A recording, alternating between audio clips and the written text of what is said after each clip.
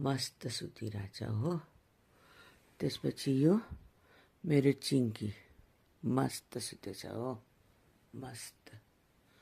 त्यसपछि यो टम मस्त सुतेछ है।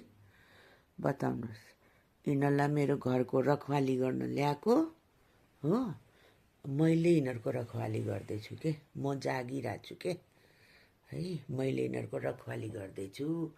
यिनीहरू सुतिरहेछ कि छैन राम्ररी, सुत्दा केही डिस्टर्ब हुन्छ कि, केही आवाजले यिनीहरू उठ्छ कि भनेर उल्टे मैले यिनीहरूको रखवाली गर्दैछु हो।